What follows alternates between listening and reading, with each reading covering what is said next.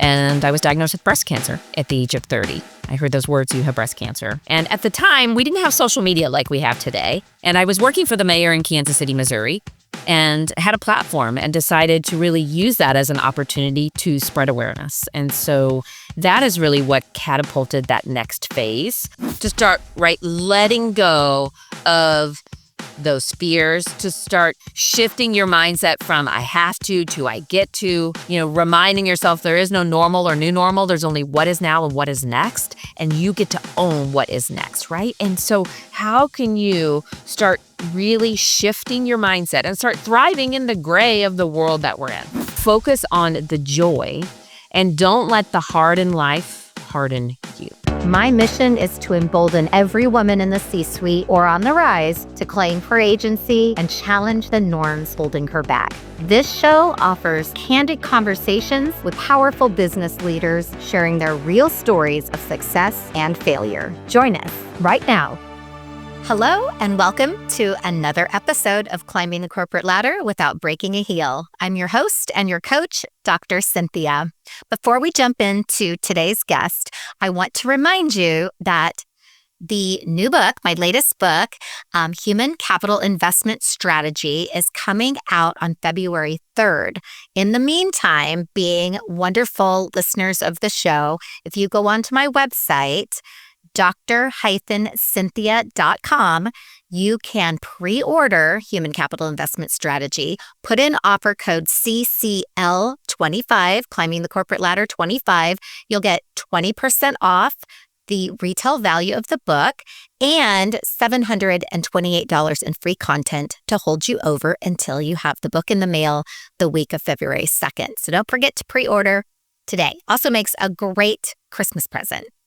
Let's jump into today's guest. I'm super excited to introduce today Kim Becking. And one of the things that's really exciting for me is she's a local gal. We live not very far from each other, which is really, really cool and doesn't happen all that often. Kim is the driving force behind the Unstoppable Momentum movement. She is changing the way people think about change and resilience in a rapidly changing world that seems to never slow down. She's an engaging keynote speaker.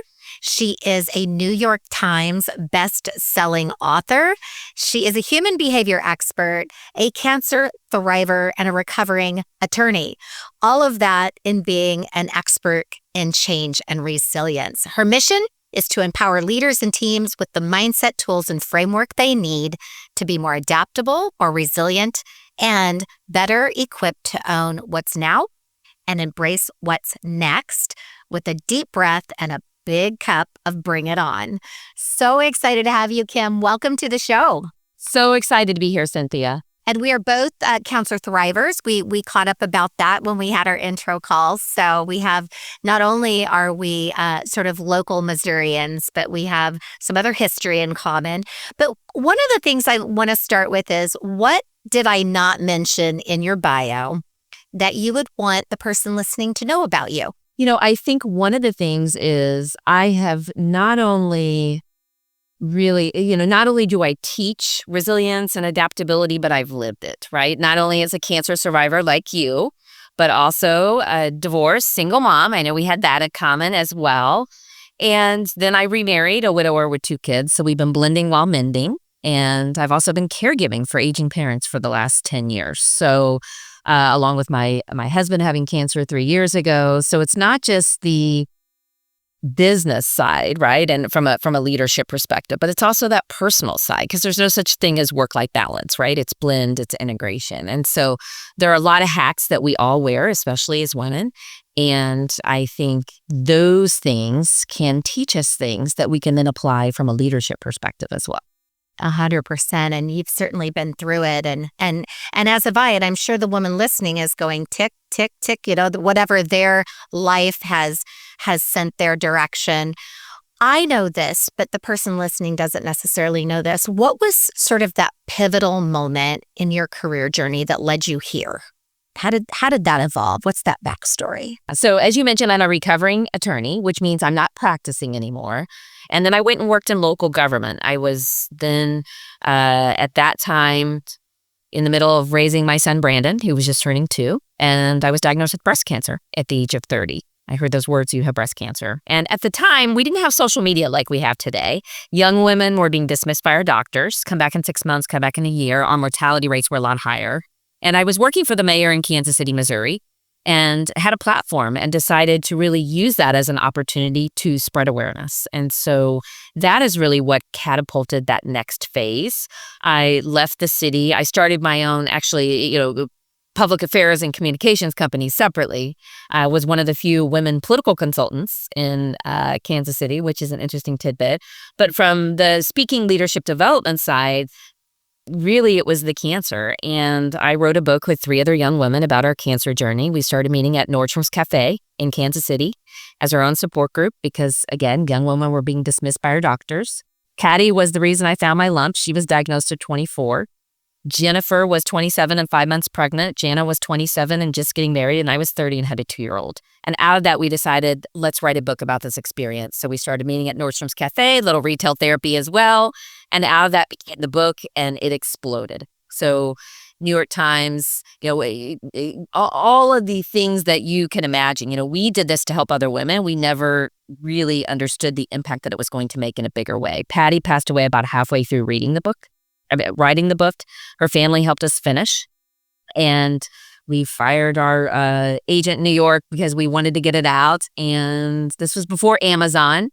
And we hired a local company to walk us through the self-publishing process. And then we self-published. And then it exploded. We got picked up by a national publisher. And out of that came Nordy's at Noon in an even bigger way to help more women. And that then what really got me started in my speaking and my leadership development, because then people started asking, what's your fee? And I'm like, what are you talking about? I didn't even know this was an industry. I didn't know this was my other business. It's like, you can get paid to do this? What are you talking about? So I had to get out of my own way, and I had to really take that leap and have never looked back. That's a big leap, going from practicing law to you wrote this book. And first of all, I'm so sorry for your loss. And I know it's been some years ago, but those never leave you.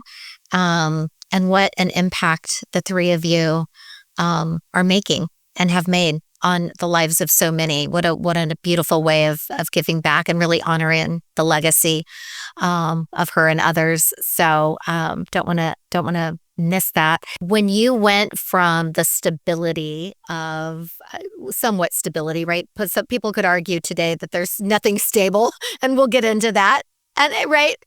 And we'll get into that. But going from that to launching your own business, talk a little bit about the leap of faith that took and how you prepared yourself for the risk and the uncertainty. The first thing for me was recognizing, as exactly what you shared, there is no such thing as certainty in the world that we're in. And after Patty passed away, Jana also passed away. So there are only 2 of us left. I decided if not now, when? And we're never going to have all the answers. Things are going to continue to change. And a part of it is believing enough in yourself or surrounding yourself with people who also believe in you, because sometimes you have to borrow your belief from others. And so as a part of that, it was believing enough in myself and my mission and where I was headed that I could do this. And at the same time, surrounding myself with other amazing people who believe that I could do it too. So when I had those moments of, we all have that inner bully, Edna, who talks to us. Name your inner bully. It takes away their power. And Edna would get really loud. It's like, you can't do this. Who do you think you are? This will never work. And at the time I was also the breadwinner. And then my now ex-husband was a fireman. I've made, more money. I had the stability and the 401k and all of those things. And it was a risk, but I knew that if I didn't do it, I would look back and regret it. And there are so many studies that talk about when we're on our deathbeds, the biggest regret we have is not doing. those things. It's not the things that we actually did. It's the things that we didn't have, right? That belief in ourselves. I also have this right next to my desk, right? That says believe, right? The belief in ourselves that we could accomplish this and we could do this. And failure is not failure. It's how you grow. It's how you stretch. It's how you learn. So even if this didn't work out, I could always go back and practice law. As long as we all have our health and we are surrounded by people who care and love us, nothing else really matters at the end of the day. In your situation, something really profound and powerful and disruptive and scary happened and really gave you that jolt to say, tomorrow isn't promised. And I feel this calling to do this thing. I really want to emphasize for the person listening that you don't have to wait for that, because sometimes that is too late, right? So if you're having that tug, that knock, that call that says, I really feel like I need to go pursue this dream, this passion, this thing that makes my heart feel full, you don't have to eat the elephant all at one time. You can do small little incremental pivots to work yourself toward that. But don't wait. I mean, I think the message in your story is don't put it off. No, there's never a good time. And then what I did, right, I had a separate public affairs and communications company for many years. I was doing speaking and leadership development on the side for my other business. Then I got tired of two businesses and I decided in 2018 to go all in on keynoting. In 2019, great year, right? Coaching, keynoting, leadership development, and then COVID happened. And then my entire calendar and my entire income got eliminated in a matter of weeks.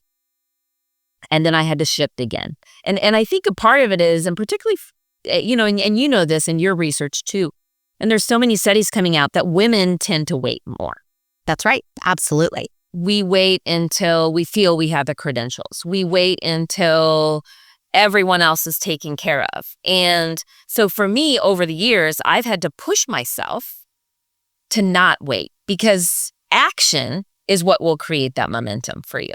And, for me, I'm now at this point today, for the first time in probably 25 years, that I am so excited about my business. I'm so excited about what's possible, about the potential. I'm 54, right? And I'm just getting started because I, for 25 years, was taking care of everyone else. I've had, my parents are doing okay now, but I've been caregiving, right? I was blending. I'd remarried a widower with 2 kids. Jack and Adelaide were 3 and 5 when their mom passed away, right? Now everyone's, knock on wood, doing okay right now. And we're empty nesters. And I want to see what's possible. What's the biggest impact I can make with the time I have left?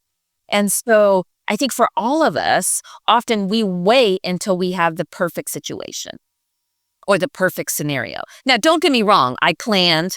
I didn't make the jump until, right, from a strategy perspective, I invested. I had my business plan. I had saved money so that I could make this leap full time to the business that I'm doing now, really focusing on unstoppable momentum with leaders and teams in this rapidly changing world. But I didn't wait. And that's what I would encourage every single listener. What lights you up?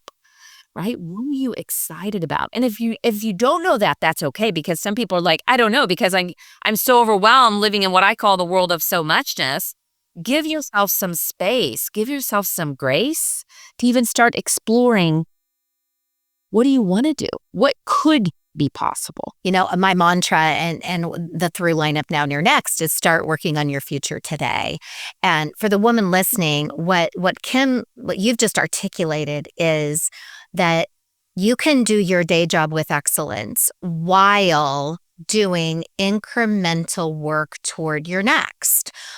Big fan of side hustles, right? I think side hustles are great. And I think it's a great way of exploring your next until you're ready. But you're right.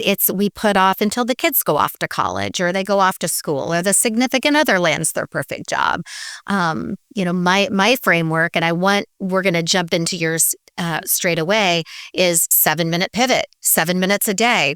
What's standing in the way of my next? What's one tiny incremental thing I can do today to move forward? Which leads me to, I want to shift gears to your framework, because When I think about early cancer diagnosis, divorce, blending a family, COVID and the shift that specifically had on your career, your husband's cancer diagnosis, right? Lots of things going on. Resilience. You've had to exude resilience at every turn, it sounds like. And I think, I can relate to a lot of those things. I'm sure the person listening can. Talk about this framework of unstoppable momentum. Yeah. So unstoppable momentum is really the power that you have to use any change or any challenge as the catalyst to not just bounce back, but to bounce forward stronger and better than before. And it's really about how do you redefine resilience and reframe change as an opportunity. And I really want to reinforce that redefine resilience part because quite honestly, I teach resilience and we're all tired of hearing the word, right? We've all been more resilient over the last few years in this world of chaos that we're in right now. It's what I call that world of so muchness because you have so much coming at you, not just at work, not just in your, in your work life, but in your home life, right? And in the world that we're in and in this world of uncertainty and change and the old way of change management, which was roll out a change and assess it and then roll out the next change. Now we're all dealing with 20 different changes and challenges all at the same time. And our bodies and our brains were not made for the world we're in today. And a lot of research is showing that. And so how do you build sustainable resilience in this world that is not going to slow down, right? We have to give ourselves permission to slow it down for ourselves. And so that's really where the power of unstoppable momentum came from. And my framework is rooted in positive psychology, emotional intelligence, and years of research. And it's all about the stop, the shift, and the reframe. And the stop is really about what do you need to do to give yourself that grace and permission in this moment to feel what you need to feel and to understand what do you need in this moment. And that all started with my friend Patty. And Patty was the reason I found my lump 24 years ago when I was diagnosed with my breast cancer. And Patty gave me a simple 2-sided handwritten note that I still have in my desk to this day. And it's all about what do we need as women, as leaders, as humans in this world that's not going to slow down? What do we need to feel and what do we need to do? Because, women in particular, we don't really struggle necessarily with potential. We struggle with giving ourselves permission. I'm going to share just a few words of this card, and we can actually share a link to this in the show notes if that's okay with you. But you are allowed to be tired, to feel anxious, to be frustrated, to cry, to feel out of control, to feel overwhelmed, to feel scared, to feel like no one can relate, to wish this never happened to you or to others, to feel behind, to wonder what if, to long for simple things and simple times, to wish for more. But on the flip side, you turn the card over and it says, you are allowed to find the good, to be grateful, to be excited, to feel loved, to be hopeful, to find joy, to realize you are not alone, to realize you are stronger than you ever thought, to laugh, to be surrounded by people who care, to find your grit, to give yourself grace, to find the opportunity, to do what you can, to learn to ask for help, to make a difference, to be you. Which side of the card are you on today? And I think for so many of us, we're on both sides of the card at the same time. And it's not only where are you, it's where's everybody around you? Where are those you're leading? Where is your family? Where are your kids?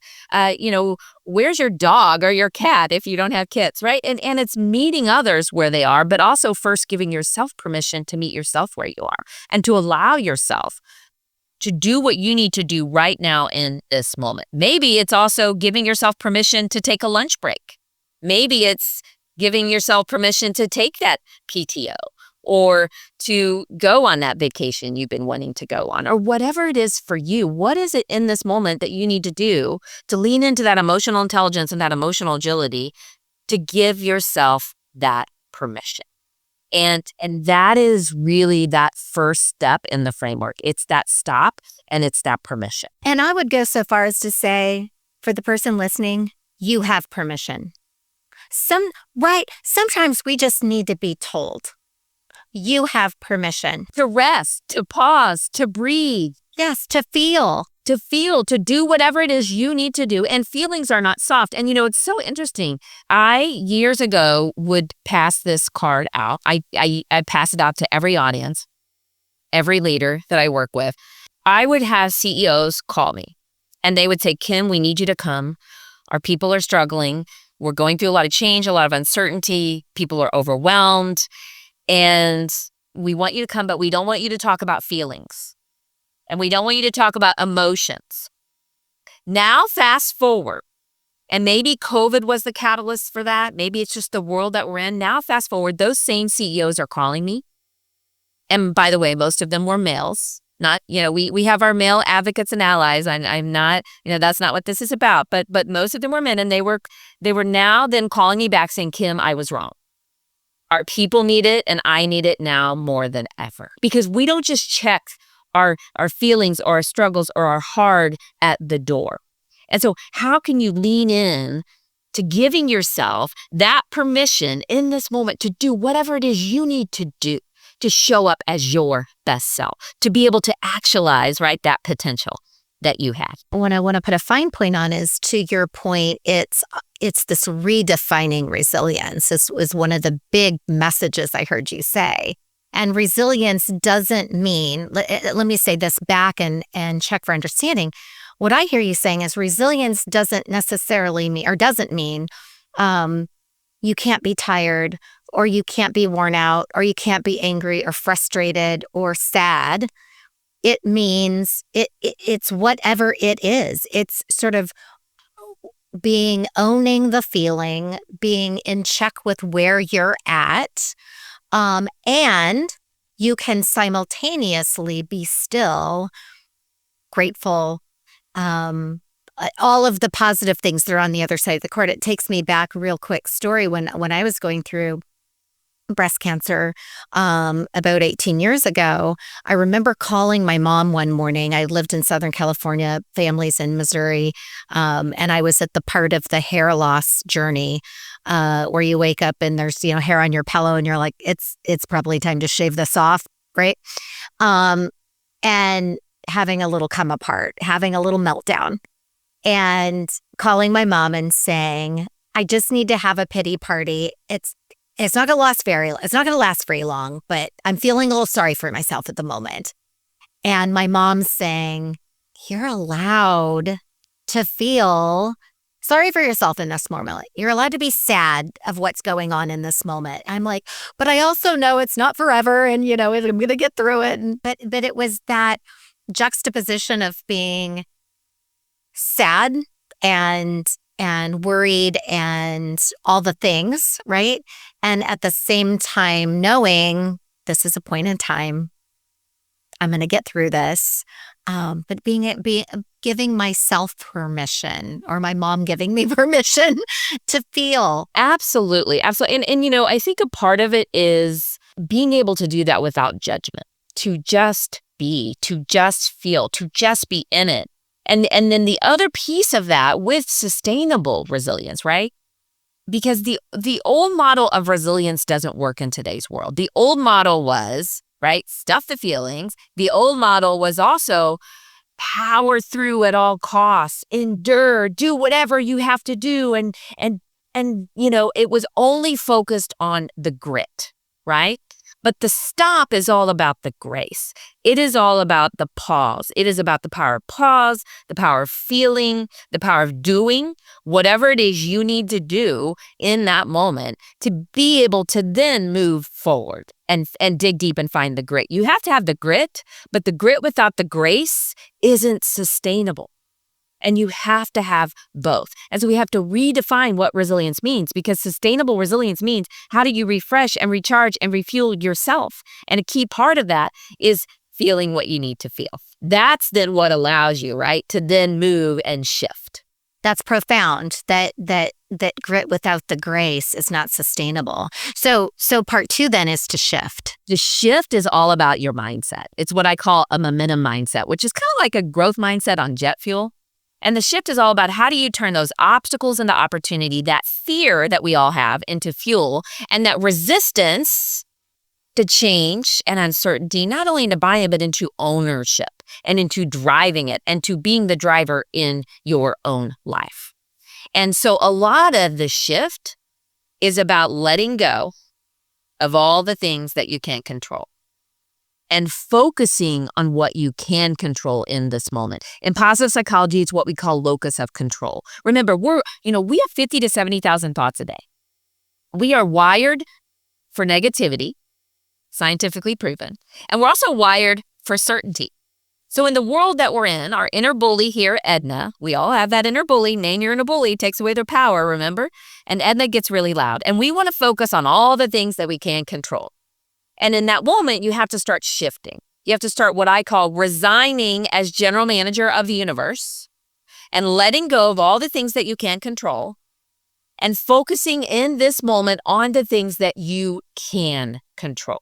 That's what truly allows you to start shifting, to start, letting go of those fears, to start shifting your mindset from I have to I get to, right? From, reminding yourself there is no normal or new normal. There's only what is now and what is next. And you get to own what is next, right? And so how can you start really shifting your mindset and start thriving in the gray of the world that we're in? And so it's make a list, right? It's what I call building momentum micro moves, little small intentional habits that you can do every single day to start really building that sustainable resilience. And so, make a list of all the things that you can control and all the things that you can't control. And I want you to then shift and I want you to focus on what you can control right now in this moment. Right. And I often will take people on this roller coaster ride. I'll say, but hold on tight. Right. We all, hold on tight on the roller coaster. And then we put our hands up. And which feels better, clenched fist or hands up? It's hands up because letting go changes the whole ride. Can you change it? Yes or no? If the answer is no, let it go. Right? Resign. If the answer is yes, here's the important part. You have to decide if it's worth it or not. You get to decide, is this in alignment with your priorities? Does this really matter for you and where you're headed from that perspective? And the consequences of letting go or not. And then really focusing on what are those fears that are getting in my way, right? Remember, because we like certainty. So most of us also, we catastrophize. We've got that negative inner bully and we're catastrophizing and we're going to worst case scenario. What if we started shifting that to what's the best that could happen?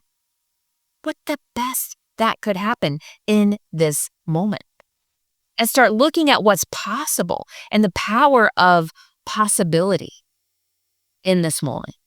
And I think sometimes in the world that we're in, it's easy to go down the negative path. But if we focus on what could happen, what could be, I'm looking at your now, near, next, right? What could be next? What is possible in this moment for you? I'm thinking about the person listening. There's so many people that have been laid off, recently. And I'm thinking about the person listening that maybe is in transition. And I can speak from my own transition. I had to take some time and that stop. I had to take some time to be sad, to grieve what had been my existence, what had been my life, what had been my purpose, my identity in a lot of ways. But then moving from that to the shifting, not the doom and gloom of, oh my gosh, I'll never find another job or I'll never, make the same amount of money or what have you. But that person listening, shifting to the, what are the possibilities? What could happen in this pivot or in this change, in this next? And then talk about reframing. So the reframe, right? So the stop is all about that grace, that permission. The shift is about that grit, right? It's about gritting up, not giving up. It is about what do I need to do to then have the power to reframe. The reframe is all about what is the next best step you need to take. You don't have to have it all figured out. You don't have to have all the answers. You just have to keep moving forward. But what does it take to truly be able to reframe and to really focus on your growing your unstoppable momentum? The reframe is all about how do you stay connected, right? Connection is the first key. It's connection and community. Who are you surrounding yourself with, right? We all, at our core, want to feel valued, seen, heard, appreciated, and loved. And in this world that we're in, right, who you surround yourself with matters. Who you surround yourself with matters. I say we have 3 types of people. We have the fillers who fill you up, right? You leave and you feel good. Then we have the bumps on a log. They just kind of sit there. Then we have the drainers. These are the people that suck the life right out of the room. And we know we all have those. Sometimes it accidentally becomes us in this world where we're overwhelmed. And so how can you really focus on building and curating your community? What does that look like for you? And it doesn't have to be a big community. It can be 1 or 2 trusted people that you can go to when you're struggling or when you need to bounce an idea off of someone. For me, I also think that because, we're going to have our inner bully, Edna. We're also going to have other people who don't believe in us. And don't believe in where we're trying to go. I think about my high school guidance counselor, Mrs. Farmer. I was so excited to go to college at small town, grew up on a farm. No one in my family had been to college. And so I went into Miss Farmer's office one day, said, Miss Farmer, will you write me a letter of recommendation? She looked at me and she had on these Coke bottle glasses. Her hair was in a bun. She looked right at me and she said, Kim, you're not college material. She labeled me because no one else in my family had been to college.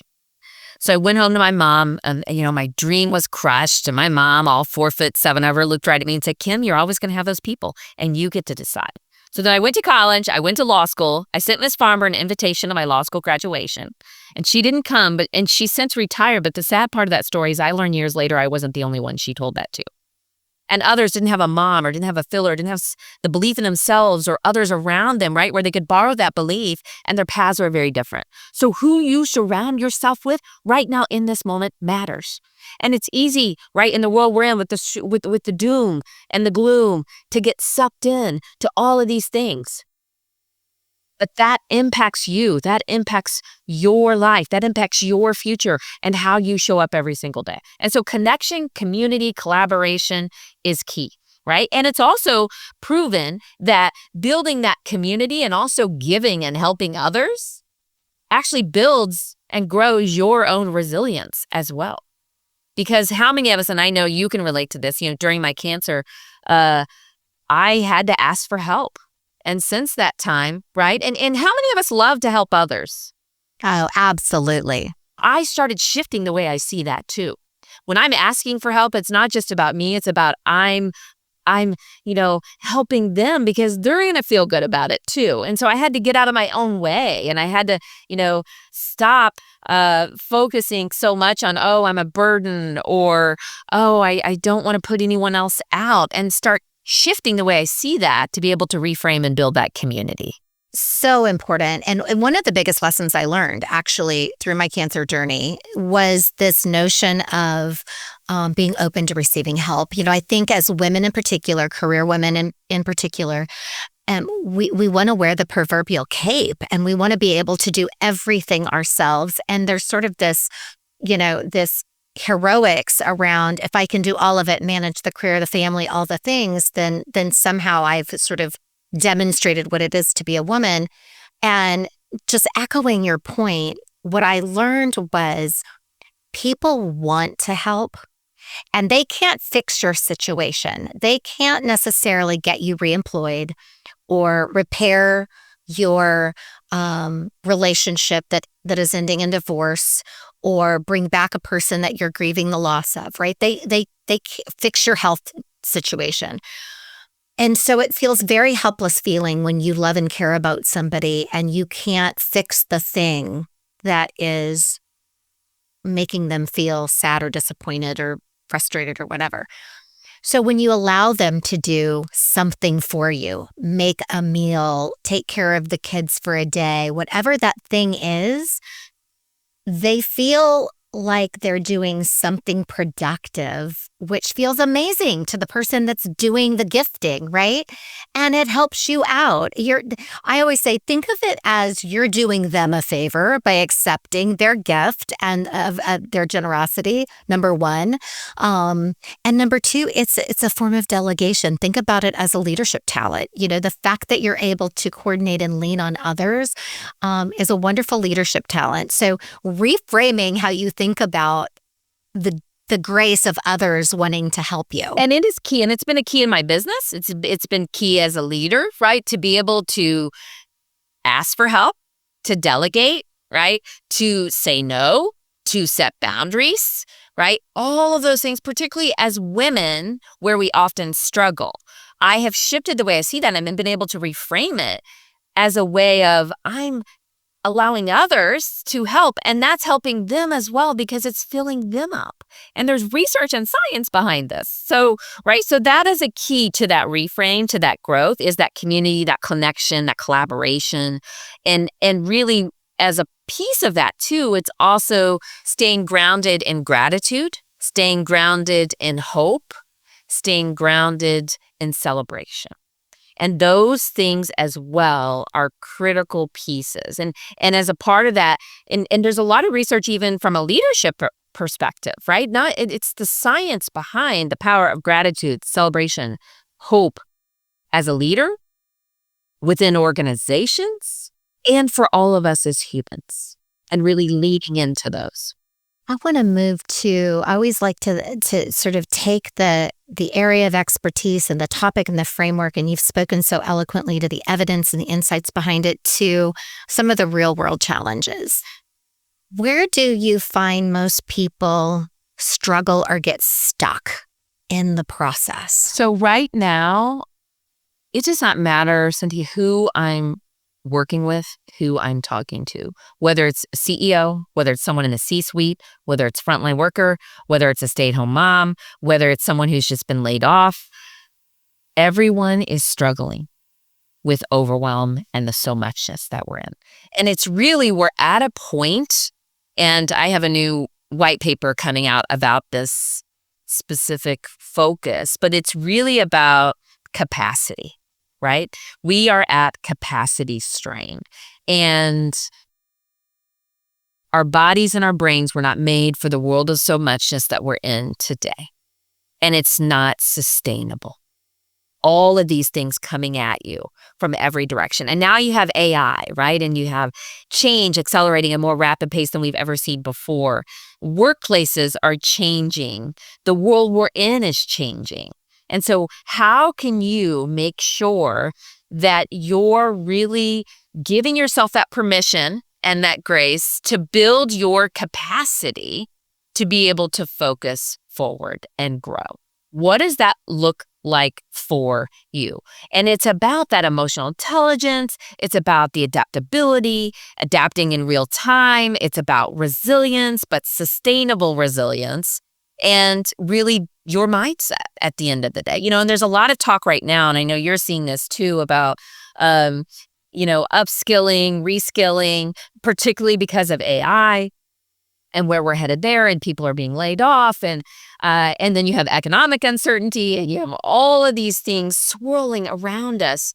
And at the end of the day, we each have to decide, right? What are we feeling? What are we choosing to do? And what are we actually doing, right? It's stop, shift, reframe, but it really boils down to feel, choose, and do for you. What does that look like? And it's about capacity, and it's about what are those momentum muscles, as I call them, that you need in this new world of leadership and life that we're living through right now. And what do you need? And it's emotional intelligence and emotional agility. It's empathy. It's adaptability, but being able to adapt in real time. It's mindset, right? It's all of those core skills that used to be considered soft.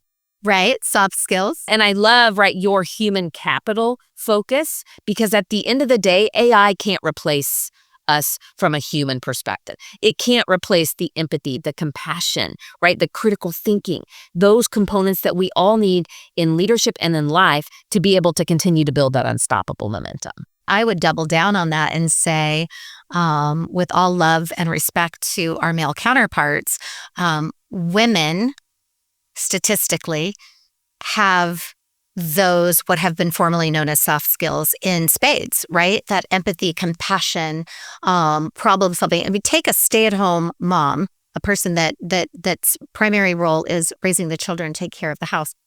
And find me somebody who is a better negotiator, problem solver, time management expert, right? Conflict resolution. My daughter stayed home for 4 years with her littles and is back in the workforce now. And when she was making the transition, she's like, "Oh my gosh, I've been out of it so long." I said, "You have been in boot camp for everything that it takes to be resilient." And I think the other thing I would add to your list is boundaries, right? Yeah, because we are so quick to take on volume and not always value. And so doing that reframe of what really matters in terms of the things that only I can do that are uniquely human and uniquely fill my cup and that I'm really good at, and what are those things I can outsource in some other way. 100%. Yeah, I call it the DARE model, right? What can you delegate, automate, renegotiate, eliminate, and what do you need to do yourself? And as a part of that, too, I think it's, really reminding ourselves, to your point, of the permission that we all need to give ourselves, right? Rest is a strategy. Delegation is a strategy. Saying no is a strategy. Like all of those things. And I think about caregiving for my parents. So, my mom had rectal cancer 3 years ago, breast cancer 2 years ago. My dad had a brain bleed. He's had quadruple bypass. Like literally for 10 years, I've been in caregiver mode. And then, my husband had colon cancer 3 years ago. And as a part of that, I found myself starting every email, every conversation with, "I'm sorry. I'm sorry I didn't get to see you time. I'm sorry, right?" And then that created more shame, more guilt for myself. And I started shifting that. I started, practicing what I teach others. And I started saying, "Thanks for your grace." And it changed everything because people want to give us grace. And in this world that we are in, where it is 24/7, right? What do we do when our phone battery gets on 10%? We recharge it. And for many of us, we're recharging our phones more than we're recharging ourselves. And it's not sustainable. And so, right, that capacity, that rest as a strategy, building in 10 to 15 minutes. There's a lot of research coming out about this right now. 10 to 15 minutes between your meetings or between your calls or between your things that you have on your to-do list. To rest, to refuel, to recharge, to strategize, to think about what happened here and what's next, right? It's no longer just time management. It's really energy management. And it's, right, focusing on, it's not about doing more. It's about doing more of what matters most and what is in alignment with your priorities, your goals, where you're headed. And that same thing can be said true for organizations as well. And for leaders, right? It's for all of us. Absolutely. I agree. The capacity issue is absolutely 100% real. Want to tie what you just said to, I have a 7-minute pivot framework, which basically says everybody can find 7 minutes, more than 5, less than 10, to just sit distraction free and journal with one prompt. Maybe the prompt is, where do I need to shift my thinking? Maybe the prompt is, what do I need to get real about where I'm feeling today? But then it's to choose one small thing you can do today to pivot and move incrementally forward. I love that. And it's so powerful, right? It's like those momentum micro moves, which are those 5, 10, 15-minute things, right? What are those things in your resilience operating system? Little things, right? What do I need to let go of? What's helping me move forward? What's draining me, right? Like simple little tools that you can use to allow you to then move forward. Yeah. Or who's draining me? Exactly. Harkening back to our earlier conversation. Who or the what, right? And doing that energy audit for yourself to decide, right, what is really draining you from that perspective. Absolutely. In a world where so much muchness, as you mentioned. I love to end each of our podcasts, and oh my goodness, Kim, we're going to definitely have to grab that coffee we've been talking about, because I could talk to you for days, with what should the woman listening start doing, stop doing and continue doing? I think definitely from a start perspective, it's giving yourself permission. Everything has to start there. It has to start with you, giving yourself permission to feel what you need to feel and to do what you need to do without judgment and to just do it, right? So that's the start. Stop listening so much to Edna and your inner bully and your inner critic, and find those opportunities where you could shift that, right? And I will have conversations with Edna and I'll say, not today. Or I will focus on, writing down every single day at the end of the day. I have a free app that I found years ago, but it's similar to a gratitude journal, right? 3 good things, right? 3 things that went well today. And focusing on those, right? And so what are those little momentum micro moves that you can do, right, to shut Edna down and to focus on what can be and what's possible instead of shoulding all over yourself? Instead of the shoulds and the coulds, right? Letting go of that and really focusing on that. And then the other was continue. And I think the continue piece is, it has to start with you really almost doing an audit of your life and really understanding what lights you up, what's bringing you joy, what do you need, right? How can you continue to do more of that? And maybe let go of some of those things that are draining you, that aren't serving you, or maybe it's letting go by delegating or outsourcing or doing those things. So really it's this holistic picture for each of us of our life as women, as leaders. And by the way, you are a leader from where you are. It does not matter if you are the CEO, if you are the C-suite, if you are a stay-at-home mom, if right now you're looking for a job, you are a leader from where you are and how you show up and how you spend your 40 minutes every single day. You get to decide that. And so I think it's reclaiming ourselves and reclaiming that permission. And what do we need to stop? What do we need to start? What do we need to continue doing? Gosh, Kim, this was so incredible. I just love the stop, shift, reframe. And when you really highlighted around giving yourself grace, the grit, and then what's next, it allows whatever the person listening is going through. And bless you if right now the world is all roses and unicorns. That's awesome. We can cheer each other on. That's right. We don't live there very long. Usually life has its way of throwing things our direction. And I think that we don't normally date stamp a lot of these episodes. This episode is coming out right during the holidays. And I think it's a profound timing because we know statistically that in addition to all the other things women take on the lion's share of, the holidays can be just another element of the muchness and stress as you define it. Absolutely. It's okay to use gift bags. Yes. And I think that's a part of it. And I always say this too, and I know you can relate to this. I think one of the most important pieces is finding that joy again. And one quick momentum micro move if I have time. So at the end of every month, I used to do this in my business, like once a year, like who did I love working with or what projects did I love working with as a leader? And I called it my joyometer exercise. But now I do it in my life once a month or on hard days. I go to my phone, I go to my photos and I scroll and I look at the photos that brought me joy that month, or maybe it's a hard day. And it's a simple momentum micro move, joyometer exercise. Focus on the joy and don't let the hard in life harden you. Oh my gosh, that is a mic drop moment. Don't let the hard in life harden you. What incredible wisdom and advice. Kim, thank you for all that you're bringing to the world and the universe and how you're helping so many people through your own life experience. In addition to data and evidence, you're really changing people's lives and helping them give themselves grace to get through the hard stuff, but not stay in the hard stuff, to move forward in a positive way. It's been an incredible pleasure. Talk about where people can get a hold of you. You're an incredible keynote speaker. You do a lot of work with associations and organizations. We'll put it in the show notes. And I think you have some free resources on your website as well. I do, absolutely. So the You Are Allowed card that I referenced, which might be a great tool during the holidays, feel free to go and download that as well. You can find more information about me on my website or on all the social media links as well.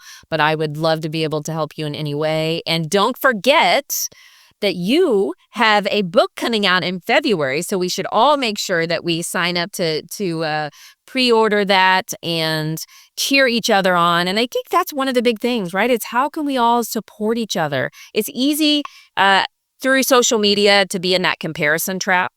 And instead, what if we started shifting that and just started celebrating each other and each of our unique, amazing gifts that we all bring every single day to each other and to the world. So I'm celebrating you today. Thank you so much. I can't wait to get that cup of coffee with you. Yes, we will do it. And that is a wrap. That ends today's episode of Climbing the Corporate Ladder Without Breaking a Heel. Be sure to stay in touch, rate your podcast, and send to friends who will also benefit from learning more about resilience and dealing with change with Miss Kim Becking. We'll talk to you soon. Until then, you've got this. That concludes today's episode of Climbing the Corporate Ladder Without Breaking a Heel. I'd be so grateful if you'd rate and comment on Apple, Spotify, or wherever you listen. Visit CynthiaBentzen-Mercer.com and find me on YouTube, LinkedIn, and Instagram at Dr. Cynthia Bentzen-Mercer.